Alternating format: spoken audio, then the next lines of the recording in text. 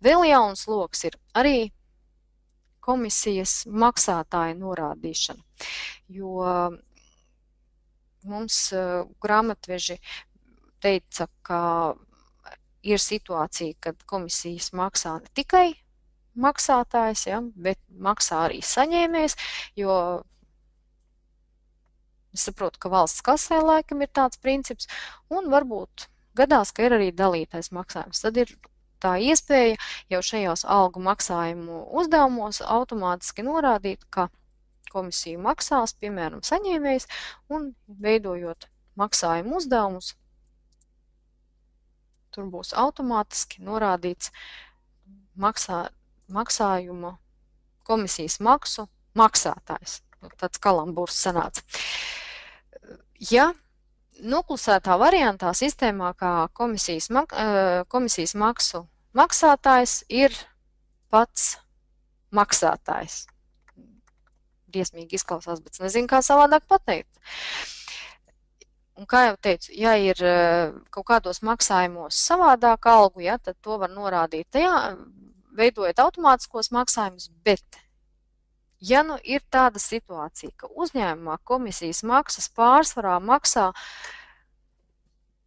nevis maksātājs, bet ir dalītā maksāšana vai vēl kaut kāda savādāk, tad konfigurācijā sadaļā finanses ir iespējams norādīt, kurš maksās komisiju.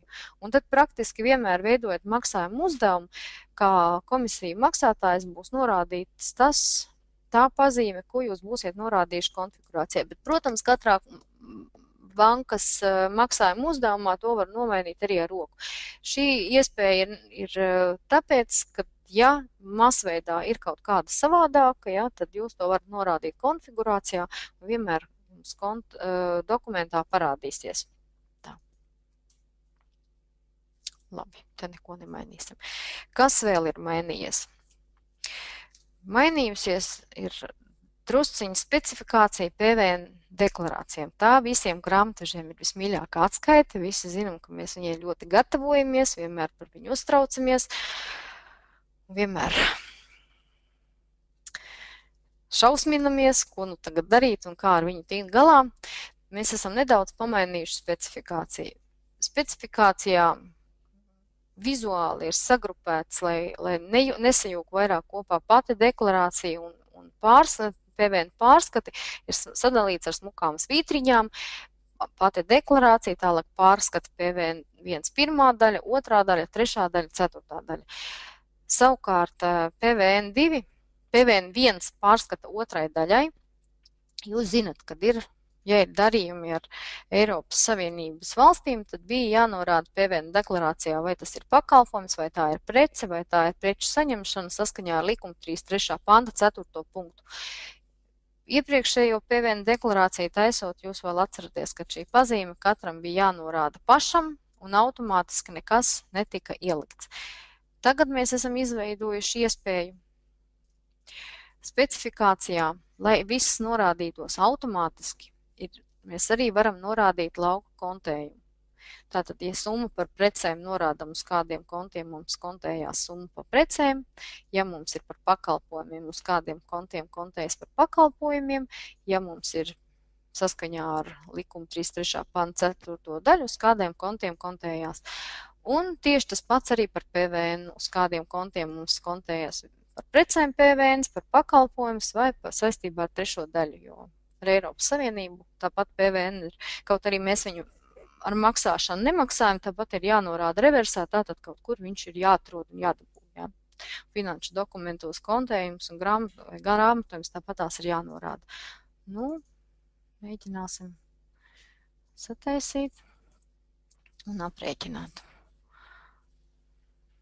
Un aprēķins lēnām notiek, par ilgiem, nu lūk.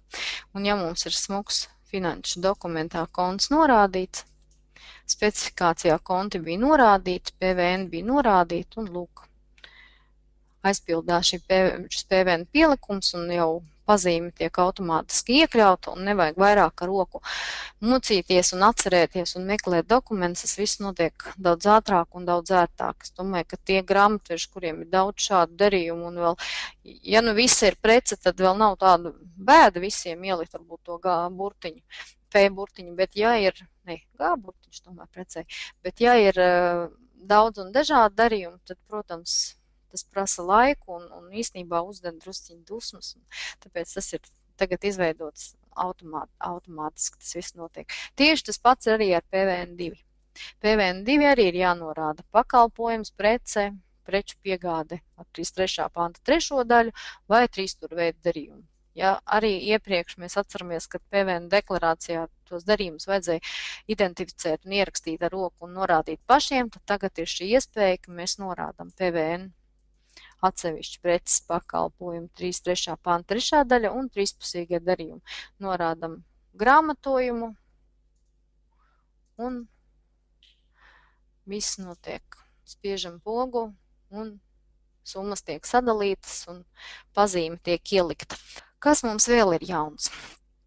Drusciņi ir mainījušies informācija noliktavas dokumentos. Aktuāli tas ir tiem, kas tirgo droši vien pārtikas preces, jo problēma ir bijusi ar pārtikas veterināro dienestu. Es saprotu, ka laikam, ja nav kur piesieties, tad vienmēr var atrast, ko piesieties. Un veterinārais dienests ir norādījis, ka pavadzīmē ir norādīts derīguma termiņš, bet ir jābūt uzrakstītam izlietot līdzi. Man liekas, ka tas ir viens un tas pats, bet es saprotu, ka veterināram dienestam tas nav viens un tas pats. Lai nebūtu problēma un nebūtu soda nav, tāpēc, ka derīguma termiņš ir kaut kas cits nekā izlietot līdz, ir izveidota iespēja pirms pavadzīmes izdrukāšanas nomainīt kolonnas nosaukumu.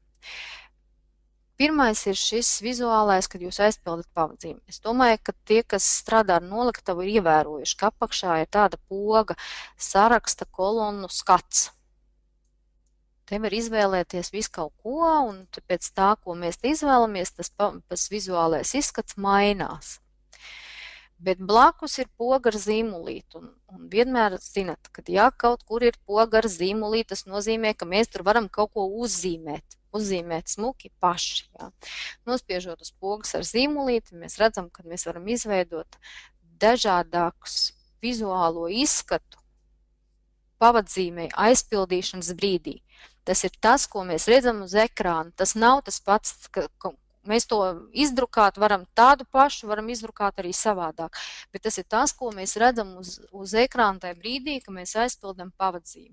Jo, ja mums nav nepieciešams redzēt piezīmes un vajag citu informāciju, mēs novācam šīs piezīmes, ja, ar krustiņu, ar plusiņu, pieliekam, ko mums vēl plakus vajag, vai mums vajag certifikātu, vai papildu kodu, vai vēl kaut ko, ja, un izveidojam tādu, kā mums nepieciešams. Tātad, bet es joprojām par to izlietošanu un derīgumu termiņiem. Tātad, uz ekrāna joprojām būs šis vārdu salikums derīguma termiņš, bet izdrukājot pavadzīmi, kolonnu skatus, tad, kad mēs mainam, tad mēs varam ielikt un izvēlēties, ja mēs gribam derīguma termiņu vai ja gribam, lai mums ir izlietot līdzi. Parādīšu, ko nozīmē izlietot līdzi un derīguma termiņš. Informācija ir viena un tā pati. Ne ar ko neatšķirās. Vienkārši tas ir cits nosaukums kolonnai, lai nav problēma par niekiem. Ja? Un informācija, kur ņemās, ko ierakstīt šajā kolonnā, tie, kas lieto šo termiņu, zina paši, vai nu tas ir no iepirkšanas pavadzīmes, ja tur ir norādīts, vai arī no preču kartītes. Tā kā es domāju, ka būs mazākas problēmas ar pārbaudītājiem šajā sakarā.